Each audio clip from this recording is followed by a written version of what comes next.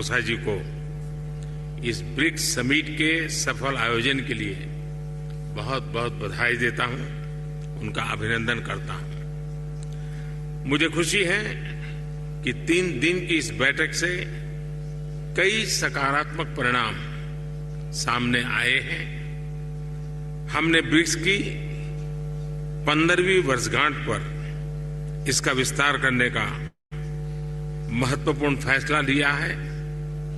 जैसा मैंने कल कहा था, भारत ने ब्रिक्स की सदस्यता में विस्तार का हमेशा से पूरी तरह समर्थन किया है। भारत का ये मत रहा है कि नए सदस्यों के जुड़ने से ब्रिक्स एक संगठन के रूप में मजबूत तथा हमारे सभी साझा प्रयासों को एक नया बल देने वाला होगा। इस कदम से विश्व के अनेक देशों का मल्टीपोलर वर्ल्ड ऑर्डर में विश्वास और सुदृढ़ होगा। मुझे खुशी है कि हमारी टीम्स ने मिलकर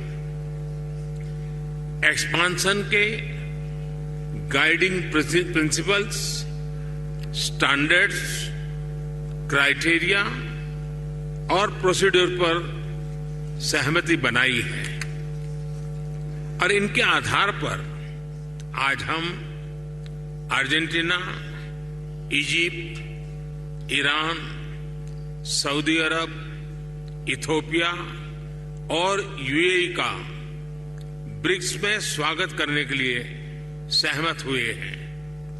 सबसे पहले मैं इन देशों के लीडर्स और वहां के नागरिकों को बहुत बहुत बधाई देता हूं। मुझे विश्वास है कि इन देशों के साथ मिलकर हम अपने सहयोग को एक नई गति और नई ऊर्जा देंगे। भारत के इन सभी देशों के साथ बहुत ही गहरे संबंध है, बहुत ही ऐतिहासिक संबंध है। ब्रिक्स की मदद से हमारे द्विपक्षीय सहयोग में नए आयाम अवश्य जुड़ेंगे। जिन अन्य देशों ने भी ब्रिक्स से जुड़ने की अभिलाषा व्यक्त की है, भारत उनको भी पार्टनर कंट्रीज के रूप में जुड़ने के लिए कॉन्सेंसस बनाने में योगदान देगा। फ्रेंड्स, ब्रिक्स का विस्तार एवं आधुनिकीकरण इस बात का संदेश है कि विश्व के सभी इंस्टीट्यूशंस को बदलते समय की परिस्थितियों के अनुरूप ढलना चाहिए। ये एक ऐसी पहल है जो 20वीं सदी में स्थापित अन्य ग्लोबल इंस्टीट्यूशंस के रिफॉर्म के लिए एक मिसाल बन सकता है। फ्रेंड्स, अभी मेरे मित्र रामाफोसा जी ने भारत के मून मिशन को लेकर के ढेरों बधाइयां दी और मैं यहां कल से अनुभव कर रहा हूं, हर किसी से बधाइयां मिल रही हैं और दुनिया भर में भी इस सफलता को एक देश की सीमित सफलता के रूप में नहीं, लेकिन पूरी मानव जाति की एक महत्वपूर्ण सफलता के रूप में स्वीकार किया जा रहा है। ये हम सभी लोगों के लिए अत्यंत गर्व का विषय है और भारत के वैज्ञानिकों को पूरे विश्व की तरफ से अभिनंदन का अवसर है। फ्रेंड्स, कल शाम भारत के चंद्रयान ने चांद के दक्षिण ध्रुव पर सॉफ्ट लैंडिंग की। ये केवल भारत के लिए ही नहीं, बल्कि पूरे विश्व के वैज्ञानिक समुदाय के लिए एक बहुत बड़ी उपलब्धि है। और जिस क्षेत्र में